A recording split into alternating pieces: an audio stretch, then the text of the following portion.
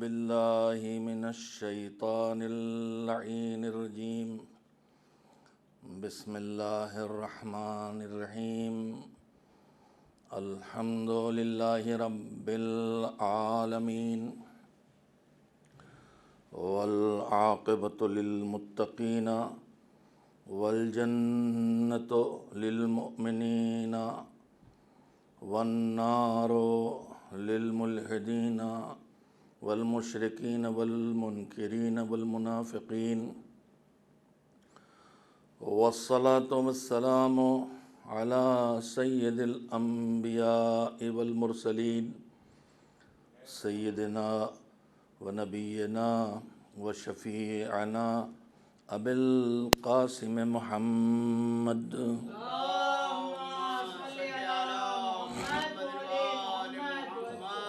وآله الطيبين الطاهرين المعصومين المظلومين واللعنة الدائمة الباقية على أعدائهم أجمعين من الآن إلى يوم الدين.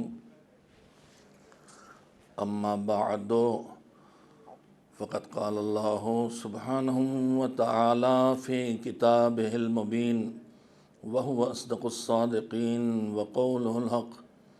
بسم الله الرحمن الرحيم. وَلْتَكُن مِّنكُمْ أُمَّةٌ يَدْعُونَ إِلَى الْخَيْرِ وَيَأْمُرُونَ بِالْمَعْرُوفِ وَيَنْهَوْنَ عَنِ الْمُنكَرِ أُولَٰئِكَ هُمُ الْمُفْلِحُونَ. صلوات بھیجیے محمد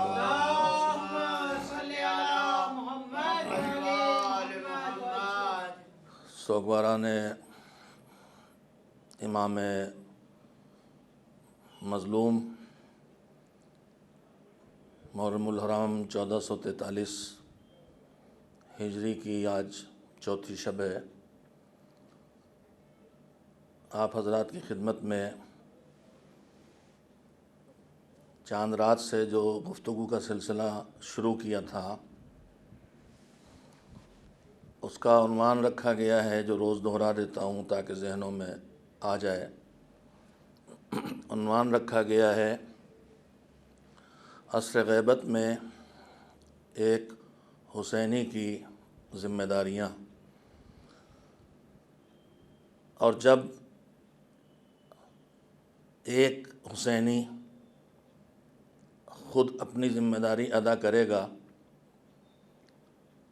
تو ایک ایک حسینی مل کے ہی حسینی سماج بنتا ہے، حسینی معاشرہ بنتا ہے. لہذا یہ جو گزارش ہے کہ ایک حسینی کی ذمہ داری، اس سے یہ مراد نہیں ہے کہ صرف انفرادی ذمہ داریاں جو ایک ایک فرد پر لاگو ہوتی ہیں وہ بیان کی جائیں. مجھ پر اس حیثیت سے کہ میں اس سماج، اس سوسائٹی، اس معاشرے کا ایک جز ہوں، ایک اکائی ہوں، کچھ ذمہ داریاں عائد ہوتی ہیں اس اعتبار سے کہ میں ایک اکائی ہوں جو میری ذات سے تعلق رکھتی ہیں. مثلا نماز پڑھنا میری ذمہ داری ہے، اللہ کی طرف سے دیا ہوا فریضہ ہے، لیکن یہ میری ذات سے تعلق رکھتا ہے، اس کا میرے معاشرے سے کوئی تعلق نہیں ہے. لیکن یہی تعلق معاشرے سے بھی پیدا ہو جاتا ہے کہ اگر پورے معاشرے کو نمازی ہونا چاہیے تو معاشرے کا، سوسائٹی کا اپنا کوئی وجود تو ہے نہیں، یہی ایک ایک مل کے معاشرہ بنتا ہے. تو اگر ایک ایک فرد نمازی بنے گا تو معاشرہ نمازیوں کا کہلائے گا، اور اگر فرد نماز نہیں پڑھیں گے تو معاشرہ بھی بے نمازیوں کا کہلائے گا. اور اللہ نے ہمیں جن اچھے کاموں کے لیے رہنمائی فرمائی ہے، چاہے واجب قرار دے کے چاہے مستحب، اس کا ہدف یہی ہے کہ دنیا سے لے کے آخرت تک جو خیر ہے، اچھا ہے، بھلا ہے، اس تک ہمیں پہنچا دے، اور جن کاموں سے روکا ہے چاہے حرام کے ذریعے چاہے مکروہ قرار دے کے، اس کا ہدف یہ ہے کہ ہمیں جو ہمارے لیے برا ہے، خراب ہے، تباہ کن ہے، شر ہے، اس سے ہمیں بچا دے۔ اس نے نظام ہمیں ضرور دیا ہے، لیکن نظام میں ہمیں مجبور نہیں کیا ہے۔ میں آج اپنی گفتگو اسی جگہ سے شروع کرتا ہوں، اس لیے کہ میں روز یہ جملے کہہ رہا ہوں کہ آخر اتنا اہتمام اور اتنا انتظام ہدایت کا ہے، اور اس کے باوجود اتنا بگاڑ کیوں ہے یا بگاڑ ختم کیوں نہیں ہوتا؟ تو عزیزو، اس کے پیچھے غور کرنے کی بات ہے۔ ہم نے دیکھا کہ اللہ نے جتنی چیزیں کائنات پوری خلق کی ہے، اس پر جو اس نے کام بانٹے ہیں اور ذمہ داریاں دی ہیں، اتنا اہتمام جو ہدایت کا پیغام پہنچانے کے لیے، انسانوں کو کامیاب کرنے کے لیے کہ دنیا کی نعمتوں سے بھی وہ فائدہ اٹھائیں، دنیا میں بھی اچھی زندگی بسر کریں اور آخرت میں بھی اچھی زندگی تک پہنچ جائیں اور کامیاب ہو جائیں، اس نے اتنا نظام بنایا، اتنے انبیاء، اوصیاء، اولیاء، ائمہ، مرسلین، صالحین، علماء، فقہاء سب لگا دیے اس کام پر۔ تو معبود اتنے بڑے نظام کو کھڑا کرنے کی ضرورت کیا تھی؟ تو صاحب قدرت ہے، ہمیں سیدھے لگا دیتا کہ پڑھو نماز ورنہ فاقوں سے مرو، اب روزی نہیں ملے گی، رکھو روزہ، نہیں رکھو گے تو بھوکے رہو گے، پھر افطاری بھی نصیب نہیں ہوگی۔ کچھ نہ کرتا تو خالی آخرت کا یقین جو ہمارے اندر کمزور ہے اور جس کی وجہ سے ہم قدم قدم پر تیرے احکام کی مخالفت کرتے ہیں، زبان سے کہتے ہیں عذاب ہے، ثواب ہے، لیکن وہ کام کرتے رہتے ہیں جن میں تو نے عذاب کا پکا وعدہ کیا ہے۔ تو اس کی وجہ صرف یہ ہوتی ہے کہ ہمیں آخرت پہ وہ یقین نہیں ہے جو ہمیں ان کاموں سے، ان گناہوں سے روک سکے۔ مالک تو ایک بار خالی ہمیں اپنے قبر کا منظر دکھلا دیتا کہ یہ دیکھ تیرا یہ حشر ہے، تو ہم سدھر جاتے۔ مگر مسئلہ یہی ہے کہ اگر اللہ کو ہمیں مجبور کر کے سدھارنا ہوتا تو اس سب نظام کی ضرورت نہیں تھی، مگر اس نے ہمارے لیے جو نظام بنایا ہے انسانوں کا، ہمارے اندر اتنی قابلیت رکھی ہے کہ وہ ہمیں مجبور کر کے ہم سے کام نہیں لینا چاہتا۔ ہمیں عقل، ہمیں شعور، ہمیں سمجھ، ہمیں سوجھ بوجھ، اتنی چیزیں عطا کر دی ہیں کہ ہم اچھائی اور برائی کو خود سے پہچان کر پھر اچھائی کو اپنائیں اور برائی سے بچیں۔ مجبور کر کے اگر ہم سے نیکیاں کرواتا تو پھر ہم کہاں حقدار ہوتے کہ ہمیں اس پر جزا ملے۔ آدمی جب اپنے اختیار کے ساتھ کوئی اچھا کام کرے تبھی وہ حقدار ہوگا انعام کا، جزا کا، اور اگر اپنے اختیار کے ساتھ کوئی برا کام کرے، کوئی گناہ کرے، کسی کو تکلیف پہنچائے، ستائے، تبھی وہ سزا کا حقدار ہوگا۔ اگر اختیار نہیں ہے تو پھر اس کی کوئی ویلو عام انسانوں کی نگاہ میں نہیں ہوتی۔ بانی تنظیم بہت آسان کر کے باتیں کہتے تھے، کبھی لطائف کے ذریعے کہہ دیتے تھے، میں ان کو جہاں یاد آ جاتا ہے سنا دیتا ہوں آپ کو۔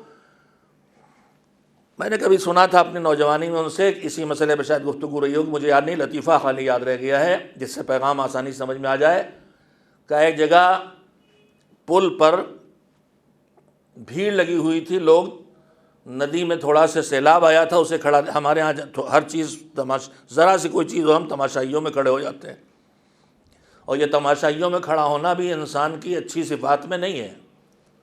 اس کا فائدہ بھی اٹھاتے ہیں ہمارے دشمن، اور یہ دیکھتے ہیں کہ ہم کس چیز کی تماشائی بننے والے ہیں، اس کے لیے وہ اسی کے ذریعے سے ہمارا پھر استحصال کرتے ہیں۔ بات ہوتی ہے تو میں کہہ دیتا ہوں، دشمن ہم سے کیسے ہمارے نفسیات کو ٹٹولتا ہے۔ شیطان سے لے کے موجودہ دور کے شیطان کے نمائندے، دشمنان دین، یہود و نصارہ و امریکہ و اسرائیل اور یورپ،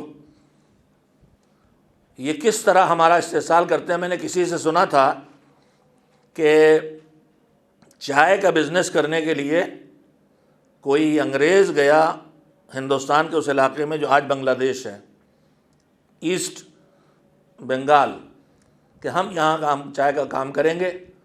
تو اسے یہ دیکھنے کے لیے کہ یہ ہمارا بزنس یہاں چلے گا، لوگ خریدار ملیں گے نہیں ملیں گے، اس نے یہ دیکھنے کے لیے سڑک چلتے چلتے ایک جگہ کھڑے کھڑے تھوکا اور اپنے تھوکے کو کھڑے ہو کے دیکھنے لگا۔ تھوڑی دیر وہ دیکھ رہا تھا کہ ایک صاحب اور آگے دیکھنے لگے، پھر ایک صاحب اور آ گئے۔ اب سب لوگ ڈھونڈ رہے ہیں کہ کیا دیکھ رہا انگریز، اور یہ انگریز تھوڑی دیر میں وہاں سے ہٹ گیا، وہاں دیکھنے والوں کو بھیڑ لگ گئی۔ اس نے اپنی رپورٹ بھیجی کہ بالکل چلے گئے یہاں تماشائی بہت ہیں، ہر بات پر تماشا کرتے ہیں، یہاں ہمارا دھندا کاروبار چلے گا۔ پھر وہیں سے وہ لپٹن چائے وائے پلائی گئی فری میں، اور پھر چائے کی پوری قوم کو ہم کو عادی بنا دیا گیا۔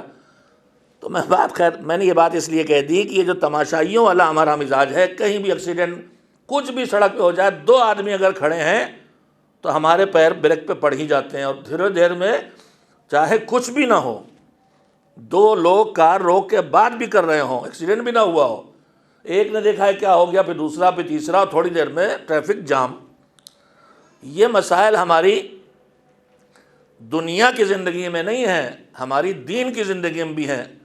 شیطان بھی ہمارے درمیان یہی کرتا رہتا ہے۔ میں انہی لفظوں کو اپناؤں گا کہ آج کل روزانہ توجہ دیں گے، روزانہ واٹس ایپ پر شیطان ایک نیا تھوک ڈال کے لوگوں کو لگا دیتا ہے کہ آج اس بحث میں الجھا دیا، اب 2 دن اس میں الجھے، اس سے نکلے تھے پھر تھوک گیا، پھر بھیڑ لگا دی، اور یہی نئے شوشے چھوڑ کے قوم کو الجھائے رہتا ہے، تاکہ انہی الجھنوں میں قوم لگی رہے اور اپنے اصلی مسائل تک نہ پہنچ سکے۔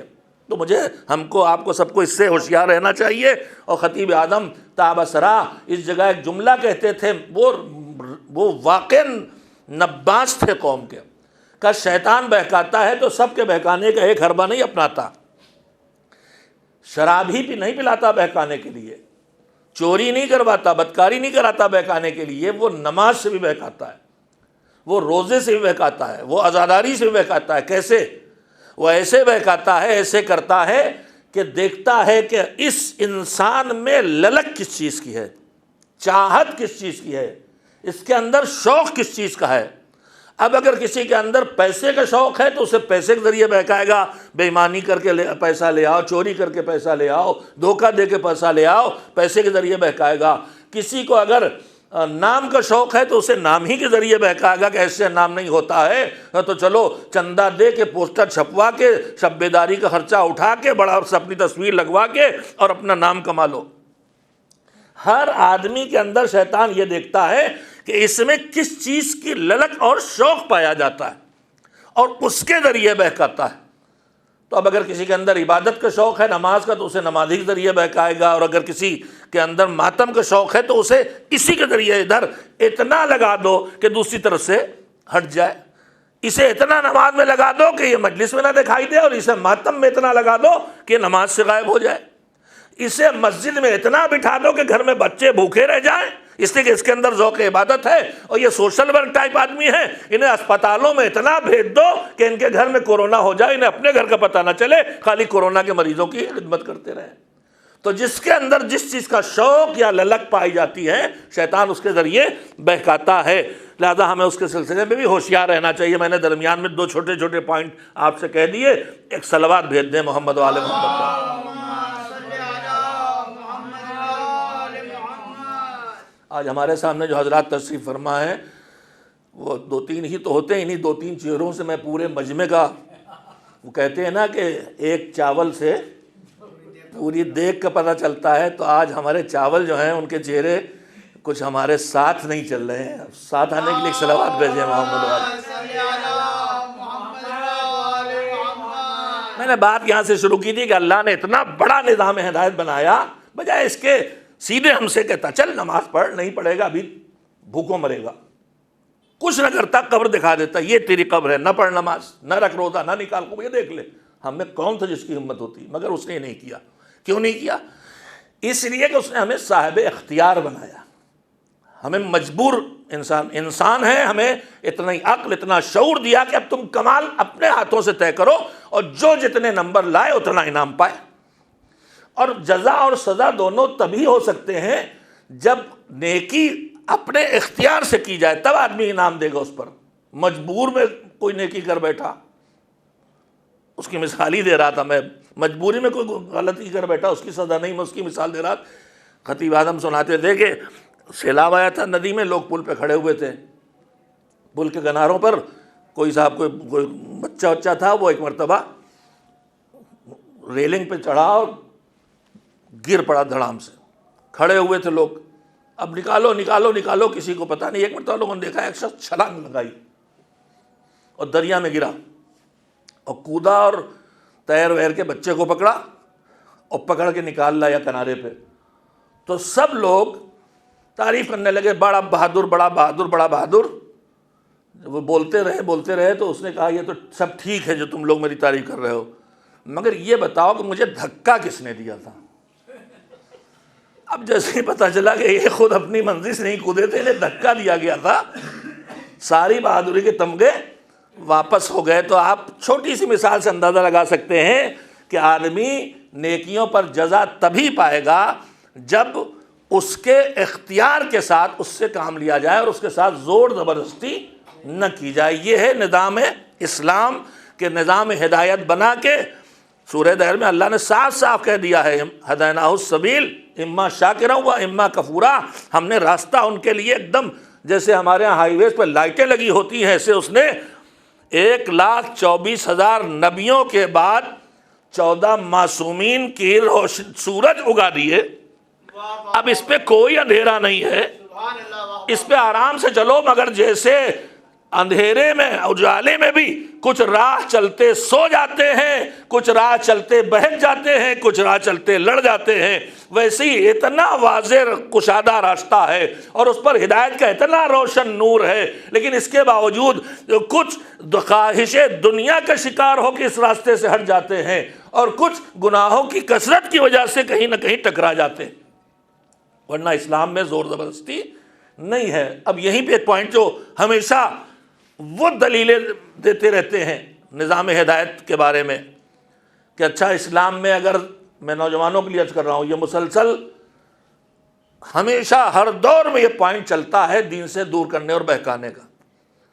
وہ پوائنٹ یہ ہے کہ آپ لاج رہا، جہاں ہم نے کسی سے کہا بھائی داڑھی مونڈتے مت مونڈیے، بھائی نماز نہیں پڑھتے نماز پڑھیے، بھائی آپ خدا نہ کرے آپ یہ بہت کھانا نجس کھاتے ہیں، ذرا اس سے پرہیز کیجئے، چلو نماز پڑھو گھر میں. ڈانٹا کسی نے، صاحبزادے نے کہا کہ ابا لا اکراہ فی الدین، حجاب کرو بیٹی. کہا ابا پاپا ڈیڈ لا اکراہ فی الدین، قرآن میں صاف لکھا دین میں کوئی زور زبردستی نہیں ہے. تو نہ سمجھ پانے کی وجہ سے دین کو آدمی اس بات کو سمجھتا بے شک دین میں کوئی زور زبردستی نہیں ہے، لیکن اس کا مطلب کیا ہے؟ اس کا مطلب یہ ہے کہ آپ کے سامنے اللہ نے دین کے راستے کو، قرآن نے خود اگلی سطر میں اس بات کو بتا دیا ہے، لا اکراہ فی الدین، دین میں کوئی زور زبردستی نہیں ہے. کیوں؟ قد تبین الرشد من الغی، زور زبردستی کرنے کی ضرورت اس لیے نہیں ہے کہ ہدایت کا راستہ گمراہی کے راستے کے سامنے اتنا ہم نے کشادہ اور روشن اور واضح بنا دیا ہے کہ ہر ایک کو دکھائی دیتا ہے کہ یہ ہدایت کا راستہ ہے، یہ گمراہی کا ہے. تو اب وہاں زبردستی ہدایت کے راستے پہ دھکیل کے لانے کی ضرورت نہیں ہے. گورنمنٹ جو راستے بناتی ہے اس پہ آپ چلتے ہیں، ہم آپ چلتے ہیں. کہیں ہمیں جانا ہے، مثلاً میپ سے بھی ہم نے دیکھ لیا، سب دکھائی دے رہا ہے، تو کوئی ہمیں زور کرتا ہے، زبردستی کرتا ہے ہمارے ساتھ کہ اس والے راستے پہ چڑھو، گورنمنٹ کا قانون، جس راستے پہ چاہو تو چلے جاؤ. وہاں زور نہیں لگاتا. توجہ دیں کہ بات سمجھانے کی کوشش کر رہا ہوں اپنے نوجوانوں کو. لیکن میں نے ان راستوں میں سے ایک راستہ اپنے لیے اپنا لیا. میں نے سمجھا کہ یہی مجھے منزل تک پہنچائے گا میری, یہ چاہ رہا ہے. لیکن اب اس پہ جو چلا تو منزل میری, راستہ حکومت کا بنایا, چلنے والا میں نے کہا جیسے زور زبردستی نہیں تھی کہ اس راستے پہ آؤ, جس راستے پہ جاتا مجھے حکومت جانے دیتی, ایسے ہی اس راستے پہ چلا تو میرا موڈ ہے 150 کلومیٹر اسپیڈ سے چلانا گاڑی کا. نہیں, رولز اینڈ ریگولیشنز کی پابندی کرنا پڑے گی. اس سڑک پہ آئے ہو تو جو اسپیڈ لمٹ جہاں کی لکھی ہے اسی کو کیچ کرنا ہوگا. ہم نے کہا آپ نے ریڈ لائٹ جلا رکھی ہے, ہم تو بریک لگانا نہیں چاہتے, جلدی پہنچنا ہے. کہنا آپ کو لاکھ جلدی ہو, آپ کے سامنے چاہے کوئی خطرہ نہ ہو, لیکن آپ کو ریڈ لائٹ پہ رکنا پڑے گا. ہم نے کہا کہ ہم تو چلا رہے ہیں تو آپ کہتے ہیں اوورٹیک داہنے سے کرو, بائیں سے کرو, ادھر سے نہ کرو, ادھر سے نہ کرو, لیکن ہمارا تو موڈ ہے ہم کبھی اوورٹیک دائیں کی طرف سے کر لیں گے, کبھی بائیں طرف سے کر لیں گے, ہم چالان کر دیں گے. اوور اسپیڈنگ کرو گے چالان, غلط طریقے سے اوورٹیک کرو گے چالان, لائٹ توڑو گے چالان. ہم نے کہا تو زبردستی ہو رہی ہے, یہ تو زبردستی ہو رہی ہے. توجہ دی آپ نے, زبردستی ہو رہی نا کہ ہم 150 اسپیڈ چلانا چاہتے ہیں, آپ کہتے ہیں نہیں 80 چلاؤ. ہم راستہ ہمیں دکھائی دے رہا ہے, ریڈ لائٹ جل رہی, کوئی خطرہ نہیں, نکل جانا چاہتے ہیں, آپ کہتے ہیں نہیں رکنا تو رکنا ہے. ہم لیفٹ سے اوورٹیک کرنا چاہتے ہیں, آپ کہتے ہیں نہیں رائٹ سے اوورٹیک کرو, ادھر سے اوورٹیک کرنے کا تمہیں قانون نہیں ہے. ہم لیفٹ ہینڈ آپ نے بنایا, ہم رائٹ ہینڈ ڈرائیونگ کرنا چاہتے ہیں, آپ کون ہوتے روکنے والے؟ کہ نہیں یہاں تم اس راستے پہ آئے, تمہارا اختیار, تم نہ آتے زندگی بھر ہم تم سے کبھی نہ کہتے اس روڈ پہ آؤ, لیکن اب اس روڈ پہ توجہ دے آ گئے ہو تو جو قانون ہم نے بنائے ان کی پابندی کرنا پڑے گا. ہم نے کہا کیوں کرنا پڑے گی بھائی بتاؤ تو. کہا یہ قانون ہم نے اس لیے بنائے ہیں کہ اس قانون کی پابندی کر کے تم بھی ایکسیڈنٹ سے بچو اور دوسرے بھی تمہارے خطرے سے بچے. اللہ ہم سے نہیں کہتا کہ ہماری شریعت پہ آ جاؤ, زبردستی نہیں لاتا, لیکن جب تم شریعت محمدی پہ آ گئے, شریعت اسلام پہ آ گئے, تو اب ہم تمہیں کہیں گے کہ اس کی پابندی کرو, اس لیے کہ اب تمہاری حفاظت بھی ہماری ذمہ داری ہو گئی اور دوسرے مسافروں کی حفاظت بھی ہماری ذمہ داری ہو گئی, اس لیے ہم تمہیں مجبور کریں گے کہ یہ واجب ہے کرو اور یہ حرام ہے یہ نہ کرو. تو دین قبول کرنے میں زبردستی نہیں ہو سکتی, لیکن دین کے قبول کرنے کے بعد احکام دین پر عمل کرنے کی ڈیوٹی واجب اور حرام کی شکل میں اللہ اس لیے رکھتا ہے کہ اب تم اس کے نظام میں آ گئے ہو تو اس کے نظام کی پابندی کرو تاکہ تم بھی سلامت رہو اور دوسرے بھی تم سے سلامت رہیں. ایک صلوات بھیجیں محمد و آل محمد. برسوں اب مجلس چاہے وہ میرے چھوٹے سے گاؤں میں ہو رہی ہو, مگر اللہ کا کرم ہے کہ ہر یا حسین کی صدا اس دنیا کے ہر گوشے تک پہنچ رہی ہے. ہم میں روز اکثر کرتا ہوں, نیگیٹو پہلو پہ نگاہ ڈالتے ہیں, منفی رخ پہ, ارے مولانا یہ کیا ہو گیا ہے, کہ عزاداری نہیں ہو رہی ہے. بے شک جیسے کرتے تھے ویسے نہیں ہو رہی, لیکن میں یہ جانتا ہوں کہ جتنی ہوتی تھی اس سے زیادہ ہو رہی ہے. کل تک میں اگر خوجہ مسجد مجلس پڑھتا تھا تو جو 500,000 آدمی بیٹھ کے سنتے تھے وہ سن رہے تھے, لیکن آج پابندیاں لگ گئیں تو نہ جانے میری آواز کہاں سے اٹھتی ہے اور کہاں تک جا رہی ہے. آج آسٹریلیا کی صدا یا حسین امریکہ میں, امریکہ کی صدا یا حسین افریقہ میں, افریقہ کی صدا یا حسین انڈیا میں, انڈیا کی صدا یا حسین عراق میں, پوری دنیا میں ایک طرف سے دوسری طرف یا حسین لبیک یا حسین کی آوازیں پھیل رہی ہیں. تو میں تو کسی صورت میں مایوس نہیں ہوں. اللہ نے شاید ہماری آنکھیں بند تھیں کہ پیغام حسین کو عالمی کیفیت کیسے دو. ہم اپنے محدود امام باڑوں مسجدوں میں ماتم کر لیتے تھے اور کسی خاص سڑک پہ ایک جلوس نکال کے تھوڑا سے لوگوں تک پہنچا دیتے تھے. اللہ نے آج تھوڑی سے مشکلات کا شکار کر کے ہماری عقلیں کھول دی کہ وہ راستے اپناؤ جو حسین کی آواز بچے بچے, گھر گھر, بوڑھے مرد, مرد و زن, عورت مرد, ہندو مسلمان, سکھ عیسائی, گھر کے اندر تک پہنچ جائے گی. جلوس میں وہ سنتا تھا جو آگے کھڑا ہو، اب وہ بھی سن لے گا جو گھر کے اندر بیٹھا ہوا ہے۔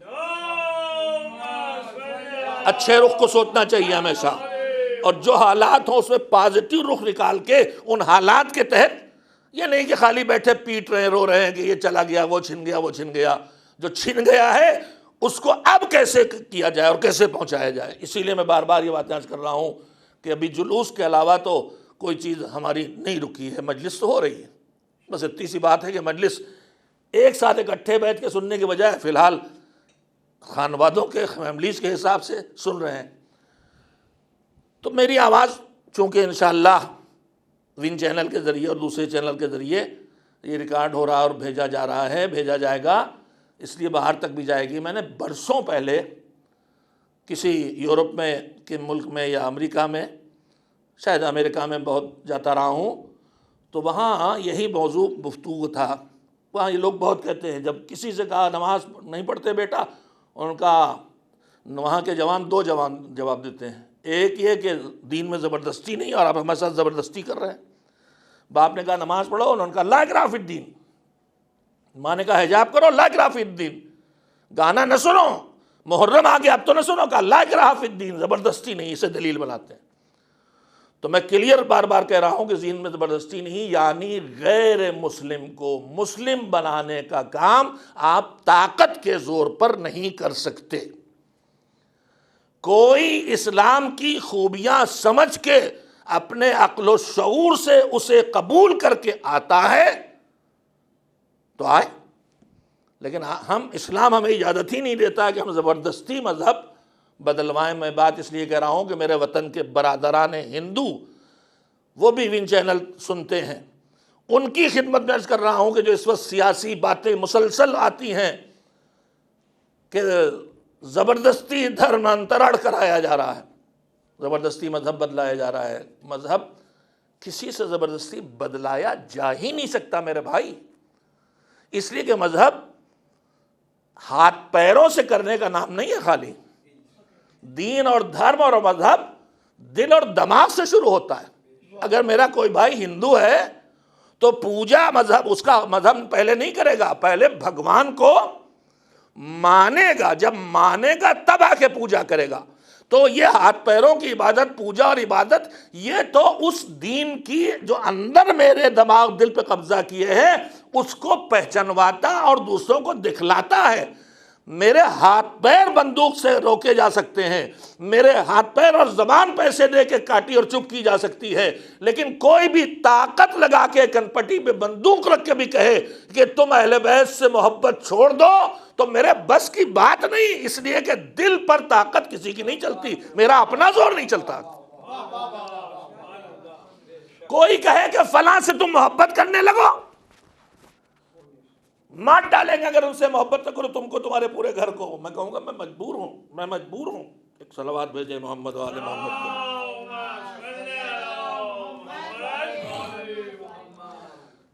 جن سے میرے دل میں دشمنی ہے کسی وجہ سے ہے، وہ میرے بس میں نہیں ہے۔ محبت نکالنا میرے بس میں نہیں، نفرت نکالنا بیجا ہے تو نکل جائے گی، لیکن بجا ہے تو نہیں نکلے۔ میں سمجھ رہا تھی میرے باپ کے قاتل ہیں، نفرت تھی، جس دن پتہ چل جائے گی میرے باپ کے قاتل نہیں، اس دن نفرت نکل جائے گی۔ لیکن اگر میں جس کو قاتل سمجھا تھا وہی قاتل نکلا، حکومت نے بھی طے کر دیا یہی قاتل ہے، پھر میری نفرت لاکھ چھین نہیں جانے والی۔ تو یہ جو دین یا دھرم کا دھرمانترن زبردستی کرایا جا رہا ہے کہ بات چلتی ہے، یہ بالکل ناانصافی کی بات ہے۔ اگر کوئی پیسے لے کے مسلمان ہو جائے یا پیسے لے کے عیسائی ہو جائے یا پیسے لے کے مثلا ہندو ہو جائے تو وہ دھوکہ دے رہا ہے، اس لیے کہ خالی اپنے سامنے کے کاموں کو بدل رہا ہے، اندر سے اس کا دل پیسے لے کے نہیں بدل سکتا ہے۔ نہ محبت نفرت سے بدل سکتی ہے، نہ نفرت محبت سے بدل سکتی ہے، نہ ایمان انکار سے بدل سکتا ہے، نہ انکار ایمان سے بدل سکتا ہے۔ ایک صلوات بھیجے محمد و آل محمد علیہ وسلم۔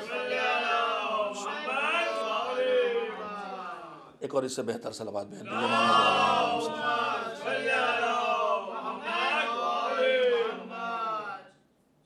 تو میں عرض کر رہا تھا کہ نظام ہدایت میں پروردگار نے اتنا انتظام، اتنا بڑا انتظام کیا ہے جس کو خالی گنانے کے لیے وقت چاہیے، جس کے ٹکڑے میں کبھی کبھی آپ کے سامنے دہراتا ہوں، خالی ایک انتظام پہ نظر ڈالیں تو کتنا بڑا انتظام ہے، خالی وحی الہی بھی نگاہ ڈال لیں، خالی وہ جو بندوں پہ الہام کرتا ہے اس کو دیکھیں، کتنے بڑے بڑے اہتمام ہیں۔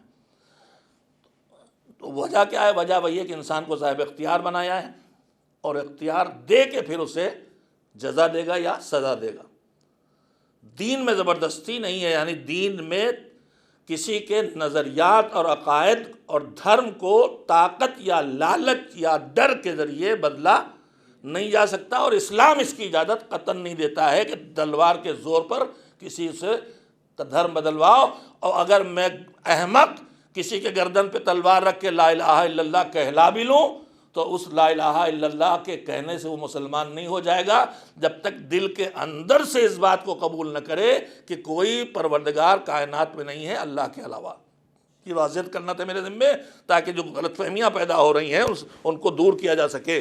جو اب میں اپنے جوانوں کے لیے سنانا چاہتا تھا، تو برسوں پہلے کی بات ہے، ان ملکوں میں جہاں ایڈوانس ایجوکیشن ہے اور جو مذہب سے تعلیم کو الگ چھین کر دیا گیا ہے، تعلیم کو بھی الگ کر دیا گیا، تعلیم کو مذہب سے بھی الگ کر دیا گیا اور کلچر سے بھی الگ کر دیا گیا ہے، اور وہ خطرناک تلوار بنا دیا گیا ہے علم کو کہ جس پر کسی چیز کا کوئی کنٹرول ہی نہیں ہے، اس لیے کہ کنٹرول جو ہوتا ہے یا کلچر کا ہوتا ہے یا مذہب کا ہوتا ہے یا خاندان کا ہوتا ہے۔ ان ملکوں میں کنبہ بھی توڑ دیا گیا ہے، مذہب سے بھی الگ کر دیا گیا، کلچر سے بھی الگ کر دیا گیا، ایک تلوار ایک ناسمجھ جوانوں کے ہاتھوں میں علم کی پکڑا دی گئی ہے۔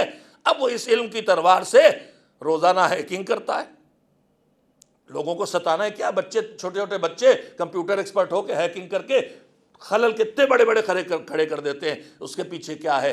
پیچھے وجہ یہی ہے کہ ان کو علم دیا جا رہا ہے، یعنی اسلحات، بندوق ہاتھ میں دی جا رہی، لیکن بندوق چلانے کے اصول انہیں نہیں سکھائے جا رہے ہیں، نہ انہیں اخلاق سکھایا جا رہا ہے، نہ انہیں تہذیب سکھائی جا رہی ہے، نہ انہیں کلچر سے جوڑا جا رہا ہے، نہ انہیں خاندان سے جوڑا جا رہا ہے۔ کسی بھی کلچر سے، خاندان سے آدمی جڑے گا، کسی بھی دھرم و مذہب سے جڑے گا تو دنیا کا کوئی دھرم و مذہب، چاہے اصلی ہو چاہے انسانوں کو بنایا ہو، برائی کی طرف نہیں بلاتا، اچھائی کی طرف لے کے آتا ہے۔ جتنا دین سے دور کرو گے تعلیم، یہ مصیبت بنتا چلا جائے گا۔ تعلیم کے ساتھ، تعلیم میں دھرم اور مذہب اور کلچر اور اخلاق اور انسانیت دوستی اور ایثار ہوگی تو یہی تعلیم وہ ایٹم کا معاملہ آگے بڑھائے گی جس سے بجلی بن کے دنیا کے کام آئے، اور یہی انسانیت سے، کلچر سے، خاندان سے، مذہب سے دور ہوگا تو یہی آئٹم سے وہ بم بنا دیا جائے گا جو دنیا کو تباہ کرے۔ اسی ایجوکیشن سے بگاڑا بھی جاتا ہے، بنایا بھی جاتا ہے، دین کے ساتھ، مذہب کے ساتھ، کلچر کے ساتھ، انسانیت کے ساتھ نہ ہوگی تو نقصان پہنچائے گی۔ تو وہاں کی تعلیم ایسی، لہذا ماں باپ کی بھی کوئی حیثیت نہیں رہ گئی۔ دو باتیں وہاں بہت سننے کو ملتی ہیں، ایک بہت پکی مذہب والی جواب دیتا ہے جوان، بیٹے کا نماز پڑھو، کہا پاپا کیوں؟ لا اکراہ فی الدین، آپ نے تو بڑا ہے کا بتایا، حجاب کرو، لا اکراہ فی الدین، مجلس چلو، نہیں جائیں گے، زبردستی نہیں، لا اکراہ فی الدین۔ اور دوسرا یہ کہ جیسے ہی کہا کہ چلو مجلس چلیں، یہ تم گانا سن رہے ہو، محرم آ گیا، ہمارے کلچر میں ہے، ورنہ گانا سال بھر حرام ہے، لیکن کم سے کم ماں باپ محرم ہی میں صحیح اتنا کہتے ہیں، اور ہم سوچتے ہیں کہ چلو یہ بھی غنیمت ہے جو اعضاء سے جڑا ہے، 2-2.5 مہینے تو مذہب کی طرف واپس آ جاتا ہے، اور جو اس فرض اعضاء سے نہیں جڑے ان کے ہاں تو یہ زمانہ بھی نہیں آتا، کہ محرم آ گیا گانا سنتے ہو۔ بڑے بھی کبھی کبھی آ جاتے ہیں، آپ اپنے کنبے کو بالکل بے دین بنائے دے رہے ہیں، بچوں کو نہیں پڑھا رہے ہیں، بیگم بھی بالکل لاپرواہ بے حجاب ہیں، تو ہمیں کبھی کبھی جوانوں سے اکثر اور کبھی کبھی کسی بڑے سے بھی سننے کو مل جاتا ہے کہ مائنڈ یور اون بزنس۔ ہاں دیکھیے، آپ بھی یہاں ہم ہندی، اردو، انگریزی، گجراتی والے ہمارے یہاں بھی یہی انگریزی آ گئی ہے نا، مائنڈ یور اون بزنس، مطلب یہاں تک یہ بلا آ گئی۔ تو یہ جو مائنڈ اور یور بزنس ہے، یہ بھی میں بھی عرض کرتا ہوں۔ تو دو باتیں، ایک لا اکراہ فی الدین، زبردستی نہیں، اس میں تو ہمارے جتنے بے عملے پڑھے لکھے لوگ ہیں اور جن کو نہ جانے کیا بیماری ہے داڑھی مونڈنے کی، اکثر لوگ کہتے ہیں مولانا آپ لوگ داڑھی پہ اتنا زور کیوں دیتے ہیں، داڑھی کو گناہ کبیرہ؟ میں نے کہا نہیں ہے گناہ کبیرہ، صغیرہ ہے، مگر مولا علی کا جملہ تو سنو کہ یہ نہ دیکھو کہ گناہ کیا ہے، یہ دیکھو کہ اس کی بارگاہ میں کر رہے ہو۔ آدمی گناہ چھپا کے کرے تو ہم اس کو لڑنے نہیں جائیں گے، مذہب میں اجازت ہی نہیں دیتا ہے کہ وہاں گھر کے اندر گھس کے تجسس کرو اور گھر کی خرابیاں ڈھونڈ کے لاؤ اور پھیلاؤ، اس کی اجازت ہی نہیں دیتا۔ ہم تو انہی برائیوں پہ بولیں گے جو سامنے کی جا رہی ہیں۔ اور جو داڑھی مونڈنے کا گناہ ہے، چاہے خود چھوٹا گناہ ہو، مگر جب روز مونڈیں گے تو گناہ کبیرہ بنتا، پہلی بات تو یہ۔ اور دوسری، میں اکثر یہ بات کہتا رہا ہوں کہ ایک گناہ ہوتا نفس کے دباؤ میں، مجھے بھوک لگی ہے، سامنے نجس مل رہا وہ بھی کھا لوں گا، بھوک لگی کھا لوں گا۔ لیکن ایک گناہ ہوتا ہے اللہ کے احکام سے لاپرواہی کے نتیجے میں۔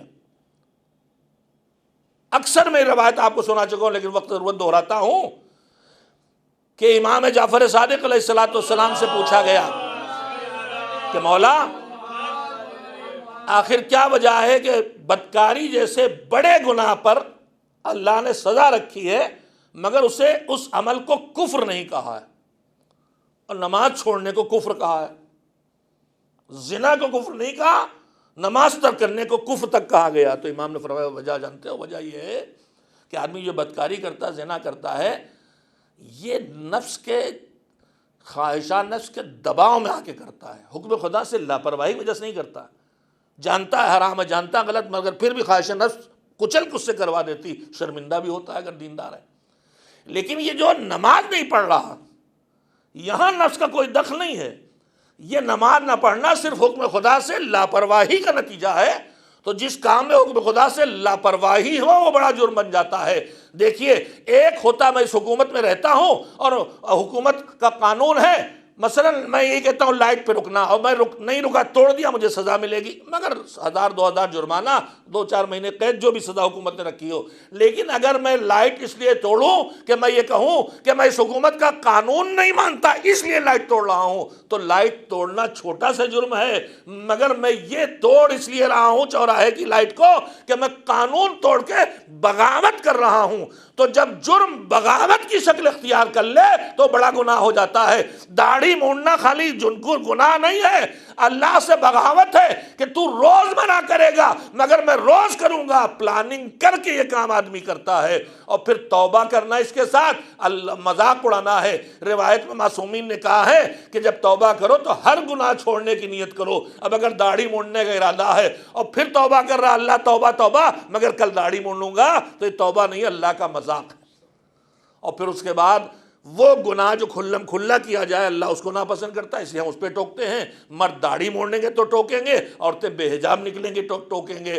لوگ اکثر کہتے ہیں کہ حجاب پہن کے کتنی خراب باتیں ہو جاتی ہیں، اس کو نہیں، وہ عوام الناس کے درمیان نہیں ہے۔ ہم اس پہ بولیں گے جو ہمیں سامنے بگاڑ دکھائی دے گا، ہم گھروں کے اندر نہیں جائیں گے۔ اور قرآن مجید کہتا ہے کھلم کھلا گناہ نہیں ہونا چاہیے، اس لیے کہ کھلم کھلا گناہ کر کے ایک کو دیکھ کے دوسرا بھی وہی کرنے لگتا ہے۔ 6 پارے کی آیت ہے، ان اللہ لا يحب الجار بالسوء، اللہ قطعاً یہ پسند نہیں کرتا کہ کسی برائی کا ذکر بھی بآواز بلند کر کے اسے کیا جائے اور پھیلایا جائے، الا من ظلم، سوائے اس کے کہ جس پر ظلم ہوا ہے، کہ اپنے ظلم کے خلاف اسے آواز اٹھانا ہی چاہیے۔ ایک صلوات بھیجیں محمد و آل محمد۔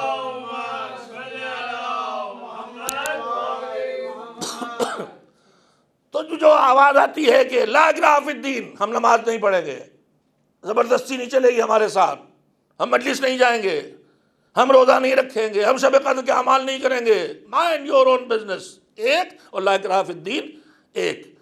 تو یہ لا اکراہ فی الدین اس سلسلے میں سن لیا، میں نے وہاں مثال دی تھی، وہی دہرانا چاہتا ہوں۔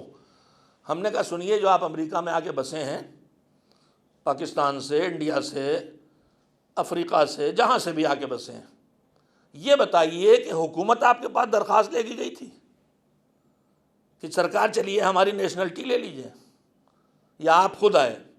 کہا نہیں، حکومت بالکل نہیں گئی تھی، ہم تو خود آئے، زور لگا کے آئے۔ ہم نے کہا آپ مجبور ہو کہ یہاں کی نیشنلٹی آپ نے لی ہے یا اپنے اختیار سے؟ کہا نہیں، ہم نے اپنے اختیار سے لی، یہی ہے نا جواب، ہم نے اپنے اختیار سے نیشنلٹی لی ہے، حکومت نے مجبور نہیں کیا، کوئی زبردستی ہمارے ساتھ نہیں کی گئی۔ ہم نے کہا ہم نے اپنے اختیار سے نیشنلٹی لے لی، اب ہم حکومت میں، اب ہم یو ایس کے باشندے ہو گئے، پاسپورٹ آ گیا ہمارے پاس۔ اب ہم نے کہا یو ایس میں دنیا بھر میں سب سے زیادہ آزادی ہے، اور میں آیا ہوں انڈیا سے، وہاں لیفٹ ہینڈ ڈرائیونگ تھی، میں یہاں بھی لیفٹ سائڈ پہ چلاؤں گا، پولیس چالان کرے گا، بس آگے کی مثال آپ متوجہ ہو گئے. میں نے کہا میں لائٹ پہ نہیں رکیں گا چالان ہوگا. میں نے کہا کہ میں سڑک پہ کوڑا پھینکوں گا چالان ہوگا. تو ہم نے کہا آپ کے ہاں تو بڑی آزادی ہے, آزادی کیوں روک رہے, یہ کون سی زبردستی ہے؟ کہا یہ زبردستی اس لیے ہے کہ اگر ہم تمہیں کنٹرول نہیں کریں گے تو تم اب ہو گئے تم ہماری ذمہ داری نیشنلٹی لے کے, ہمارے ملک کے باشندے اب تمہاری حفاظت ہماری ذمہ داری بن گئی. تمہیں کنٹرول نہیں کریں گے تم خود بھی ڈیمیج ہوگے, دوسرے کو بھی ڈیمیج کرو گے. اللہ کہتا ہے اسلام میں ہم زبردستی کھینچ کے نہیں لائیں گے, جہاں جی چاہے جاؤ, مگر اسلام کے دائرے میں آؤ گے تو بن گئے ہماری ذمہ داری. اب تمہاری دنیا و آخرت کو بچانا بھی ہمارا کام ہے, اور تمہیں دوسروں کو بھی تمہاری مشکلات سے, ڈیمیج کرنے کے خطرات سے بچانا بھی ہماری ذمہ داری ہے. لہذا یہاں ہم طاقت کا بھی استعمال کریں گے, کم سے کم واجب کروا کے رہیں گے, کم سے کم حرام سے روک کے رہیں گے. ایک صلوات بھیجیں محمد و آل محمد.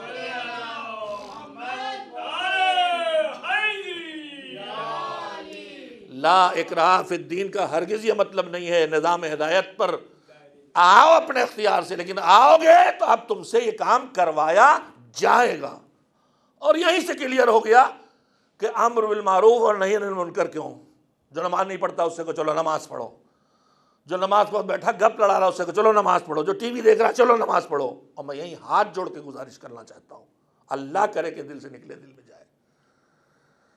میں اپنی بہنوں سے, بیٹیوں سے خاص کر کہنا چاہتا ہوں, بچپن سے آج تک دیکھ رہا ہوں ہمارے شہر لکھنؤ میں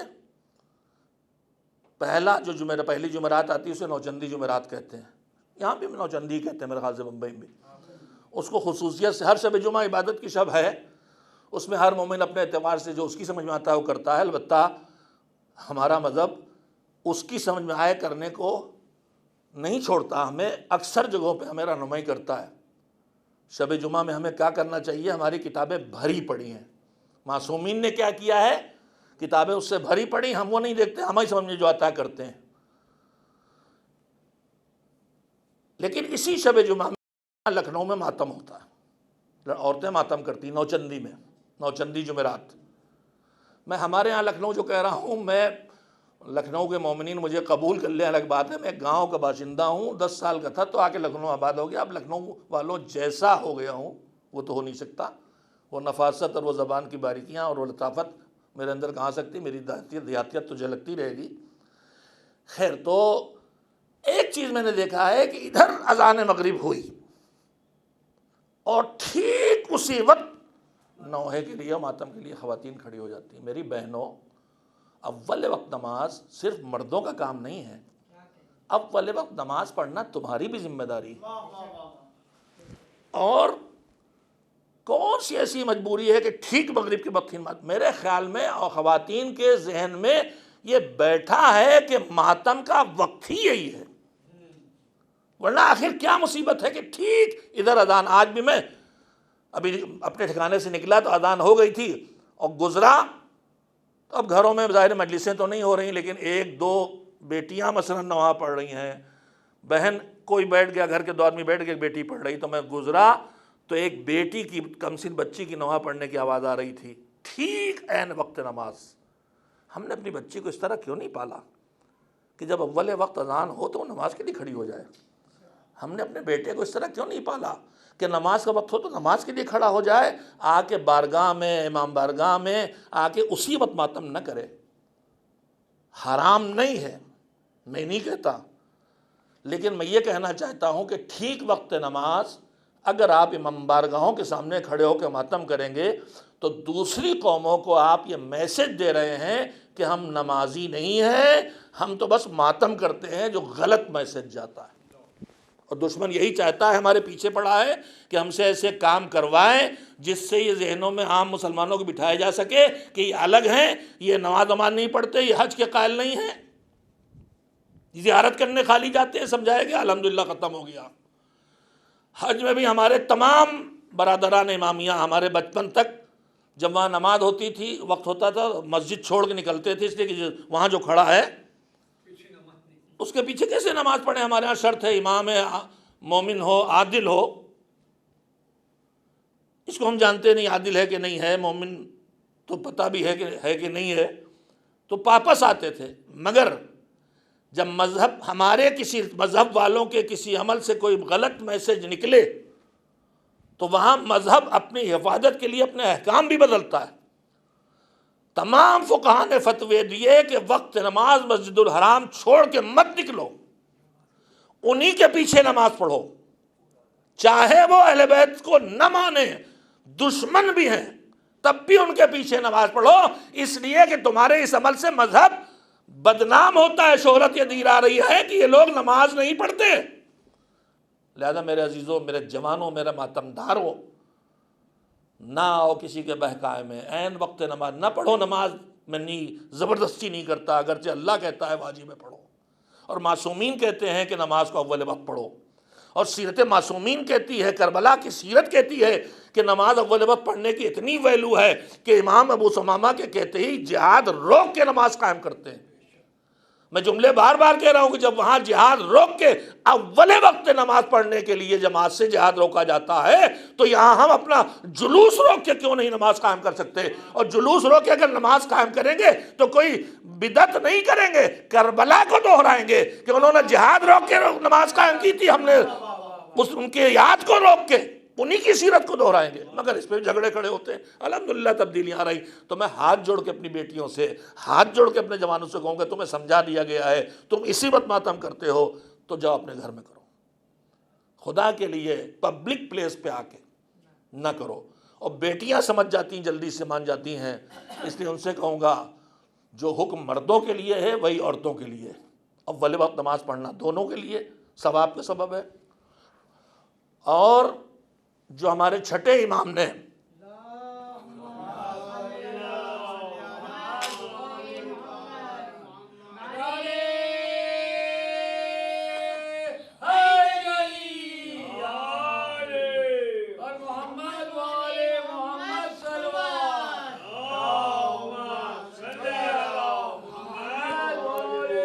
تم کو میسج دیا تھا، یہ بتائیے سال زندگی ہمارے ماں باپ کے ساتھ، اپنے بزرگ علماء کے ساتھ گزرتی ہے، لیکن جو جاتے جاتے کہہ جائے، کچھ بڑا بھائی گیا دنیا سے، کچھ جاتے جاتے کہہ گیا، باپ گئے دنیا سے، ماں گئی جاتے جاتے کہہ گئیں، محلے کے پیش نماز بزرگ تھے جاتے جاتے دنیا سے کہہ گئے، تو آدمی پوری کوشش کرتا ہے کہ ہماری اماں جاتے جاتے کہہ گئی تھی، کچھ نہ ہو پائے یہ ضرور کریں گے، ہے کہ نہیں ہے؟ تو سنو، تمہارا وہ امام جس کے نام پہ تم جعفری کہلاتے ہو، وہ جاتے جاتے تم سے کیا کہہ گیا؟ زوجہ امام، 7ویں امام کی والدہ، مجھے نام جب یاد نہیں رہتے میں نام نہیں لیتا ہوں غلط نہ ہو جائے، اور میں دعا کا محتاج ہوں سامعین کا، ناظرین کا، کہ میری عمر کے حساب سے میرا حافظہ تیزی سے زائل ہو رہا ہے، آپ سب مل کے دعا کریں۔ مجھے کورونا ہوا تو اس کے بعد سے مصیبت آئی ہے کہ اللہ میرے حافظے کو کم سے کم اتنا رہنے دے جتنا مجھے نصیب ہوا تھا، اور کرم فرمائے تو اور بڑھا دے۔ آپ کی دعا کا محتاج ہوں، اور مجھے شبہ ہوتا ہے ذرا سے تو میں پھر نہیں نام لیتا، نہیں آیتیں پڑھتا۔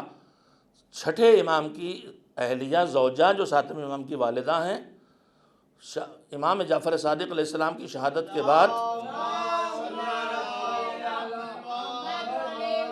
آپ کے ان اصحاب میں سے جو مقرب ترین اصحاب تھے، محمد ابن مسلم، یہ جناب زرارہ، ان میں سے کوئی، وہ بھی مجھے یاد نہیں رہ گیا،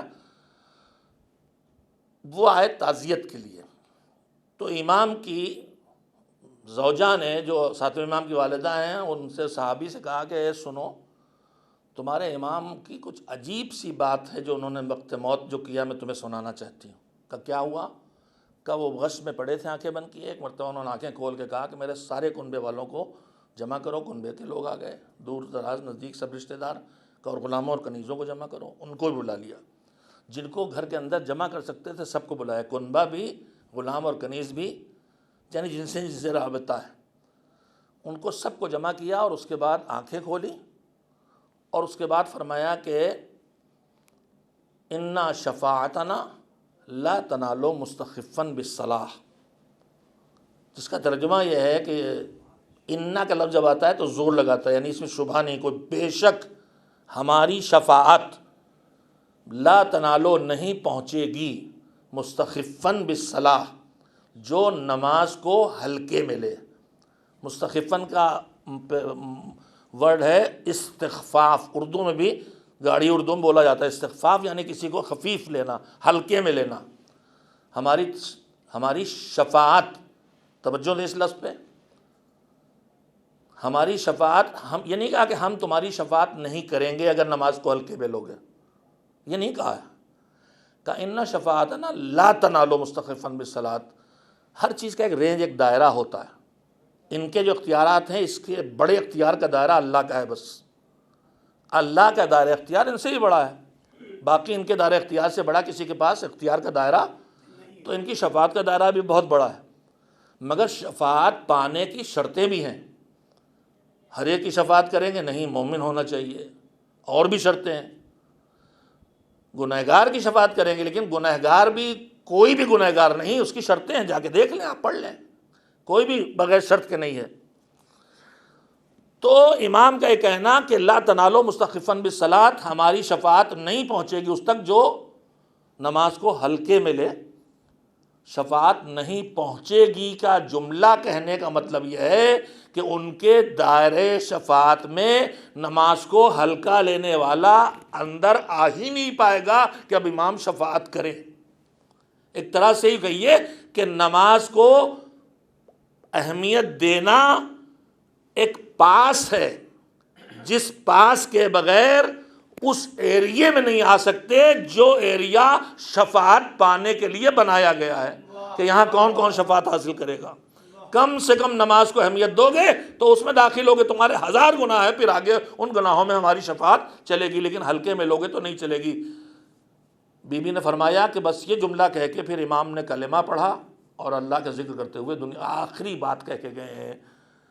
تو میرے بیٹوں، میرے جوانوں، عزاداروں، حسین پہ رونے والوں، اپنے بدن کو حسین کے نام پہ بری طرح سے مجروح کر دینے والوں، میں تمہارے جذبات کی قدر کرتا ہوں، تمہاری محبت کی قدر کرتا ہوں، تمہاری اس لگاؤ کو جو کی قدر کرتا ہوں، مگر میرے بچوں، خدا کے لیے سنو تمہارا امام تم سے کیا کہہ رہا ہے۔ اپنے جذبات کی حکومت قائم نہ کرو، اپنے امام کی حکومت اپنے اوپر قائم کرو۔ تمہارے جذبات تم سے کچھ بھی کہہ سکتے ہیں، لیکن دیکھو تم عباس کے ماننے والے ہو، جن کے جذبات ان سے جو بھی کہہ رہے تھے، لیکن انہوں نے ایک قدم اطاعت مولا سے لگ نہیں ہٹایا۔ جانے والا جاتا ہے کہہ کے جائے تو کتنا آدمی اس کا خیال کرتا ہے۔ تمہارا چھٹا امام جس کے نام پہ نذر کرتے ہو 22 رجب کو، جس کے نام پہ جعفری کہلاتے ہو، کہہ گیا ہماری شفاعت نہ پہنچے گی اس تک جو نماز کو ہلکے میں لے۔ اب یہ نماز کو ہلکے میں لینا کیا ہے؟ قضا کرنا ہلکے میں لینا نہیں ہے، وہ تو ہے ہی بہت بڑا جرم۔ آپ اس حدیث کی تفسیر پڑھنے جائیں تو اس میں یہ آتا ہے کہ نماز کو ہلکے میں لینا کہ دوسرے کاموں میں آدمی لگا رہے اور نماز کو ڈھکیلتا رہے۔ اگر میں بیٹھ کے باتیں کر رہا ہوں اور نماز کا وقت ہو گیا ہے تو میں نے نماز کو ہلکے میں لیا، باتیں کرنے کو اہم کیا ہے۔ اگر میں ٹی وی دیکھ رہا ہوں اور نماز کا وقت نکل رہا ہے تو اس کا مطلب میں نے نماز کو ہلکے میں لیا ہے۔ لہذا کہاں سے آ گیا وقت نماز کھڑے ہو کے خاص ماتم کیا جائے توچندی میں؟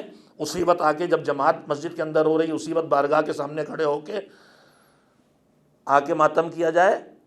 ہمارے دیکھیں آپ روضوں پہ جائیں، نجف جائیں، کربلا جائیں، اصلی جگہ تو وہی ہے نا، اہل علم کے ہاتھوں میں ہے، وہ فقہا کے ہاتھوں میں ہے۔ وہاں سارے چاہنے والوں کی بھیڑ اذان ہونے کے بعد جماعت میں شامل ہو جاتی ہے۔ لیکن ہمارے ہاں صورتحال یہ ہے کہ جو ہم نے روزوں کی شبی بنا رکھی ہے، جو امام باڑے بنا رکھے ہیں، اصل نہیں ہیں، مگر وہاں ہماری بھیڑ مغرب کے وقت نماز وقت بڑھ جاتی ہے۔ یہ بے شعور دینداری ہے۔ عزیزو، یہ معصومین اس پہ آپ سے خوش نہیں ہونے والے ہیں۔ جب عصر روزوں میں بھی اس وقت زری کے ارد گرد جماعتیں قائم کر کے نماز قائم کر دی جاتی ہے، تو جہاں شبیہیں ہیں، مرد ہوں چاہے عورتیں، اور مرد تو پھر جماعت پڑھ لیتے ہیں، لیکن عورتیں نہ جانے اپنے لیے کیا سمجھتی ہیں کہ ان کو اول وقت نماز نہیں پڑھنا۔ اپنی عادت بدلیں، نماز پہلے ہے، اس کے بعد سب کچھ ہے۔ ایک صلوات بھیجیں محمد والے۔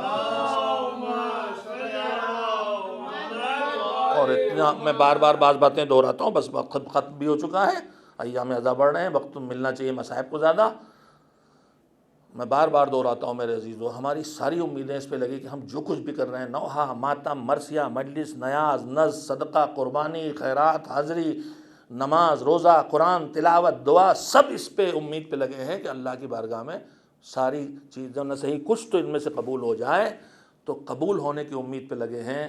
تو میرے عزیزو اللہ کے طرف سے قبول ہونے کی شرط رکھی گئی ہے کہ تمہاری جتنی بھی نیکیاں ہیں وہ تب ہمارے پاس قبولیت کے لائق آئیں گی جب تمہاری نماز قبول ہو جائے۔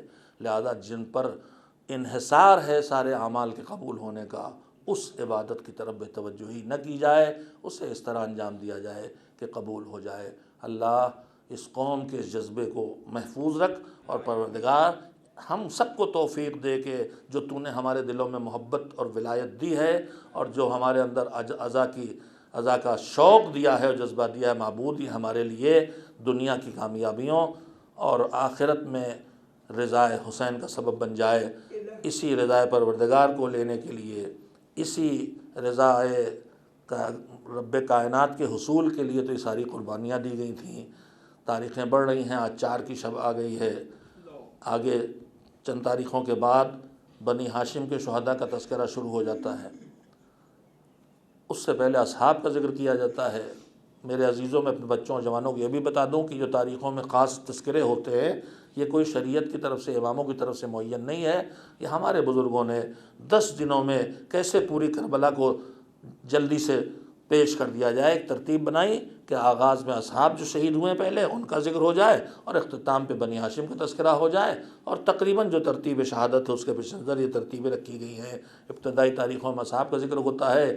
کل میں نے ذکر کیا تھا کہ حر جیسا انسان بھی جو لشکر یزید کی تاریکیوں میں ڈوبا تھا، کیسے یک بیک نکل کے آیا اور کیسے ان منزلوں تک پہنچ گیا کہ سارے شہداء کی قبریں الگ الگ نہیں بنی ہیں، سب ایک جگہ دفن ہیں، مگر حر میں کوئی بات تو ایسی دیکھی تھی ہمارے چوتھے امام نے کہ ان کا روضہ الگ بنایا، اور کوئی بات تھی تو اوروں کے بھی زخمی تھے، مگر کوئی بات تو تھی کہ حسین نے اپنی اماں کا رومال حر کی پیشانی میں باندھا۔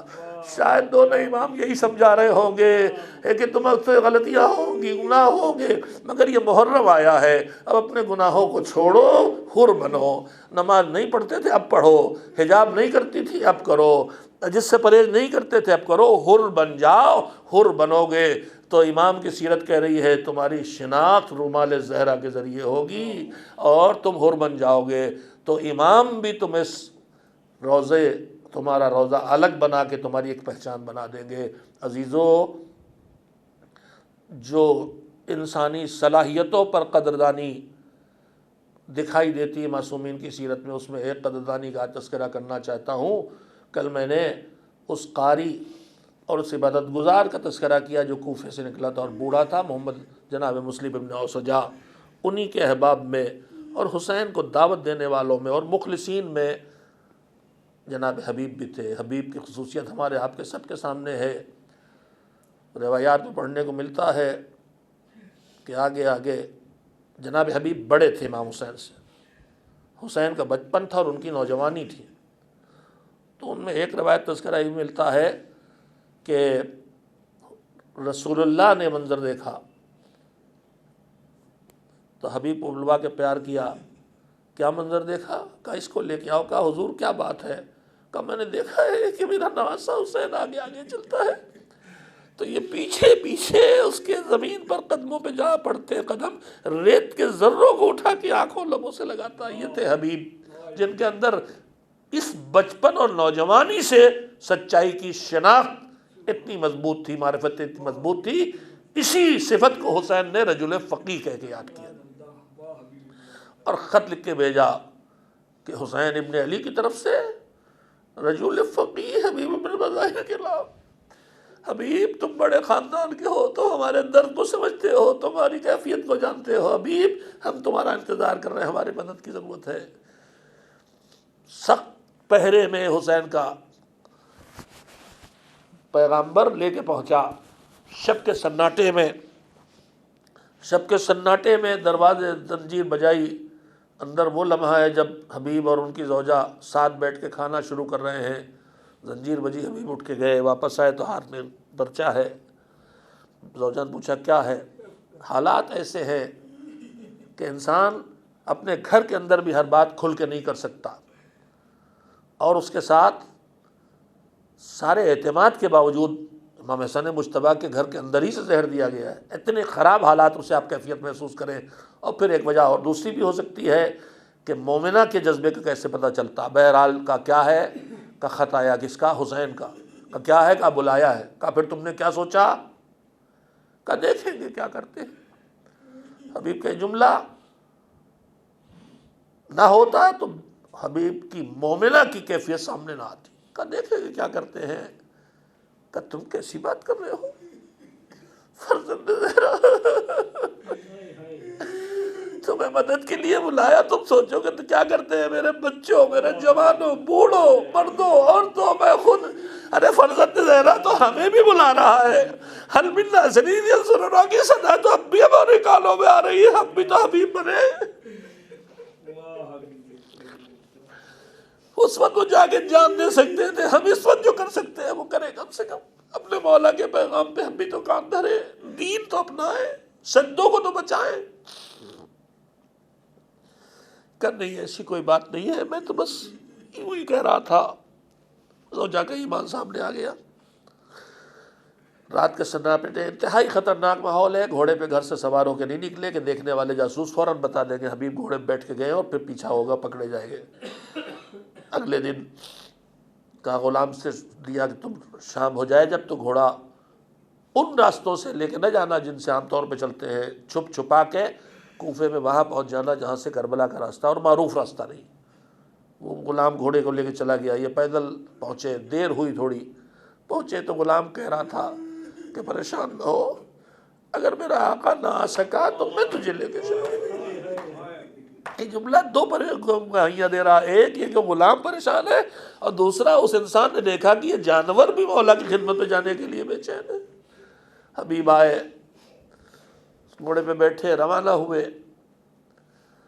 صورتحال یہ ہے کہ 2 محرم سے یزید کا لشکر ہر وقت آتا ہے۔ کل بھی میں نے فقرے کہے تھے، اور جب کوئی گھوڑوں کے ٹاپوں کی آواز آتی تو زینب بھیجتی فضدہ جا کے دیکھ کہہ رہا میرے بھیا کے ساتھی آئے، اور جواب میں آ کے بتاتی نہیں، رسالے یزید آیا ہے، فوج یزید آئی ہے، شمر آیا ہے، خولی آیا ہے، سنان آیا ہے، لشکر لے کے آیا ہے۔ اور زینب کہتی تھی کہ ظالم کی مددگار اتنے ہیں اور بھیا کی مدد کرنے والا کوئی نہیں۔ اسی بے چینی کے عالم میں جب ایک مرتبہ غلغلہ اٹھا کا فضدہ جا کے دیکھ کون آیا ہے، تو فضدہ واپس آئی، اب کی یزید کا لشکر نہیں آیا، اے شہزادی آپ کے بھیا کے چہیتے دوست حبیب آئے۔ بھیا سن کے زینب کبریٰ اتنا خوش ہوئی کہ جا کے حبیب سے میرا سلام کہو۔ ارے زینب کا سلام ہوا تو ام کلثوم کا سلام بھی، رباب کا سلام بھی۔ جو سلام پہنچے تو حبیب نے سر سے امامہ اٹھا کے پھینک دیا۔ ارے وہ زمانہ آ گیا کہ شہزادیاں غلاموں کو سلام کہلائیں۔ یہ حبیب ہے جو رجل فقیہ بھی ہے، حسین کے ساتھ رہے، حسین کی مدد کی، اور جب وقت نماز آیا اور نماز کا وقت لیا گیا اور ظالموں نے وہ جملے کہے جو دہرائے نہیں جا سکتے کہ نماز کی اجازت نہ دیں گے اور جہنم کا تذکرہ کیا معاذ اللہ، تو فقیہ نے فیصلہ کیا کہ لشکر کو 2 ٹکڑوں میں بانٹا جاتا ہے، جنگ میں ایک حصہ لڑتا ہے، ایک حصہ نماز پڑھتا ہے۔ کہا اکیلے حبیب میدان جنگ میں جا کے لڑے گا اور تم نماز، اور 2 مجاہد کھڑے ہو گئے حسین کے سامنے۔ ادھر حبیب کی تلوار چلتی رہی، ادھر حسین کی تکبیریں اٹھتی رہی، ادھر نماز ختم ہوئی، ہلال گرے۔